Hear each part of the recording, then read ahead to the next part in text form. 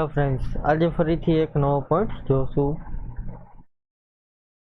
काले आपणे रिपोर्टमां रजिस्टर जोता था, एमां सेल्स रजिस्टर जोयुं। त्यार पछी आजे फ्रेंड्स परचेस रजिस्टर जोवा मळशे। અહીં છે પરચેસ રજિસ્ટર, ત્યાર પછી પ્રોડક્ટ વાઇઝ પરચેસ છે, ત્યાર પછી પરચેસ સ્લેબ વાઇઝ આપેલું છે। તમે કયા HNS વાઇઝની ખરીદી કરી છે અથવા તો કેટલી ટકાવારીની ખરીદી કરેલ છે એ તમને પરચેસ રજિસ્ટરમાં જોવા મળશે। ત્યાર પછી CST આપેલું છે, અહીં જોશું તો આપણે સ્લેબ વાઇઝ એને જોશું તો અહીં તમને એક પણ સ્લેબ બતાવશે નહીં।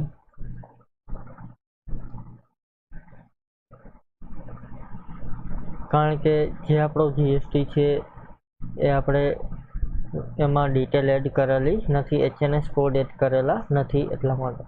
તો ફરીથી અહીં રિપોર્ટમાં જશું, એમાં રજિસ્ટર, એમાં પરચેસ રજિસ્ટર પેલું છે પરચેસ રજિસ્ટર, ઓકે કરીશું। તો અહીં તમે જોશો તો જેની પાસેથી માલની ખરીદી કરેલ હશે એની ડિટેલ આપણે અહીં શો કરશે। પ્રોડક્ટ વાઇઝ જોતું હોય તો તમે અહીં એને પ્રોડક્ટ વાઇઝ કાઢી શકો છો।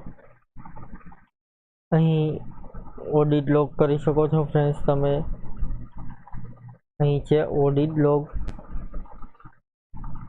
તો એ બિલ તમને અહીં આ પ્રમાણે જોવા મળશે। અહીંથી મેલ, વોટ્સઅપ તમારે જે કરવું હોય એ થશે। ત્યાર પછી પરચેસ રજિસ્ટરનો ફ્રેન્ડ્સ તમારે ગ્રાફ જોતો હોય તો અહીં નીચે તમે ગ્રાફ કરીને તેને તમે જોઈ શકો છો કે કયા મહિનાનું કેટલું ખરીદીનું છે કે કેટલા મહિનાનું કેટલું વધારે છે એ તમે ગ્રાફ પરથી નક્કી કરો છો। ત્યાર પછી ગ્રાફમાં પાઈ ગ્રાફ આવે છે, ત્યાર પછી પાઈ ચાર્ટ, પોઈન્ટ, લાઇન્સ, તમારે જે પ્રમાણે ગ્રાફ જોતો હોય એ તમને અહીં શો કરશે। અહીં જોશો તો પોઈન્ટ વાઇઝ છે, ત્યાર પછી લાઇનિંગ છે, સિમ્પલ બ્રાસ છે, મલ્ટિપલ છે, ત્યાર પછી અહીં હોરિઝોન્ટલ આપેલું છે। આ પ્રમાણે તમે ફ્રેન્ડ્સ